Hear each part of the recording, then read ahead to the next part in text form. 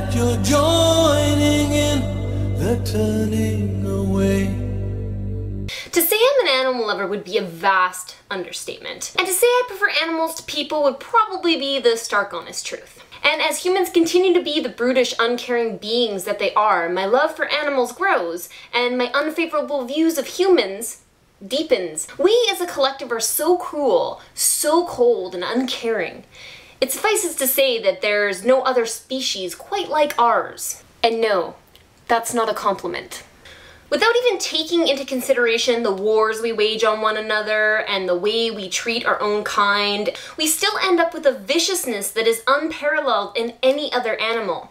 So why exactly did we get dubbed humans when there's very little that is actually humane about us? Some of you are probably questioning where my anger is coming from. And oh yeah, I'm angry. Last week in British Columbia, a story broke about an outdoor adventure tourist company in Whistler that decided to slaughter 100 of their sled dogs. Why, do you ask? Because after the Olympics, their company started to suffer, and they couldn't afford to keep them all, and they were losing money. Everything always comes down to money, doesn't it? There are plenty of things to be angry about with this situation. You can be angry because the only reason this story was brought to light was because the guy who shot and killed these 100 dogs filed for workers' compensation. He claims he now suffers from post-traumatic stress disorder because of this mass killing. You can also be angry that they actually granted him workers' compensation. Why? Because one of the dogs attacked him. Well, that might sound reasonable, but the dog that attacked him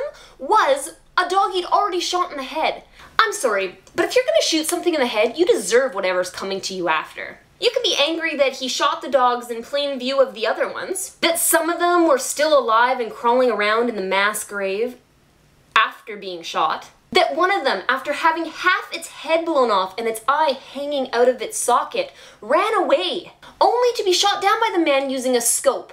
But as he shot down that dog, he inadvertently shot another dog, one that wasn't supposed to be slaughtered. And other facts only work to enrage me further. Like, it's not actually a crime to kill 100 animals. The man who killed these animals, Mr. Bob Fawcett, claims that what he went through tore his soul apart. I beg to differ. Anyone that can do this doesn't have a soul to begin with. By placing his foot on the heads of each dog and holding them down as they struggled, he blew their brains out.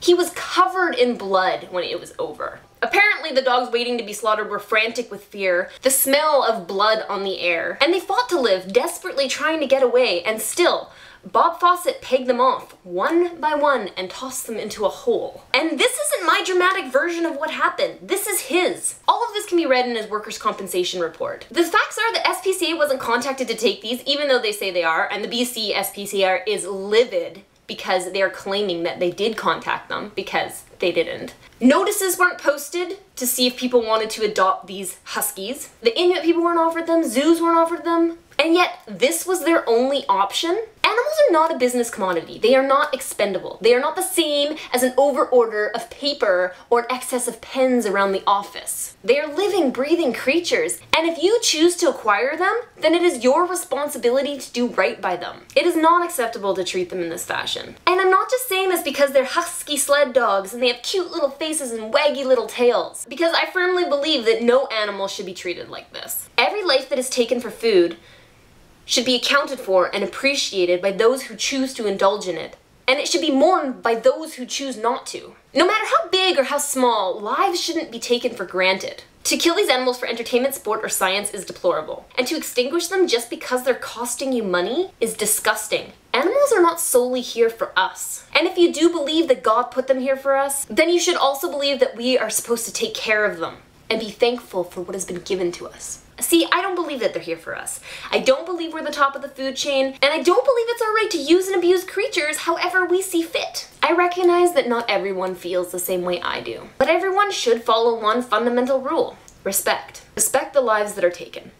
Respect the torture they go through to end up on your plate. Respect the fact that they aren't given a choice. And understand that they don't have a voice, and sometimes we need to be their voice. We need harsher punishments for animal cruelty.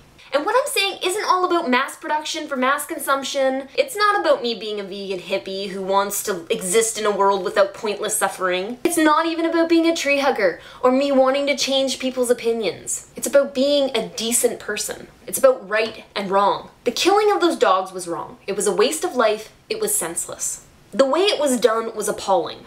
And the fact that the guy who shot them, murdered them, feels that he deserves money for the trauma he went through, that's unforgivable. Bob Fawcett, you killed 100 dogs. And a lot of people think that you deserve to receive what you doled out. You took up that gun. You blew their brains out. You suffer the consequences. Sometimes I don't think I belong in this world. In a world where there's so much unnecessary pain and suffering. Unfortunately, there's nowhere else for me to go. I guess it's not all bad because I know that there are others out there that are just as disgusted with this as I am, just as brokenhearted.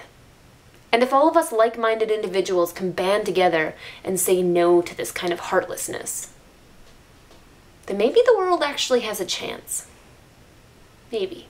I'm glad I got that off my chest. And despite how venomous and sad this vlog is, I hope to see you all next week, here, for That Girl Tyson. General quarters, all hands man your battle stations, all hands man your battle stations. Okay, I'm not going to leave you just like that. I'm going to give you something to make you smile.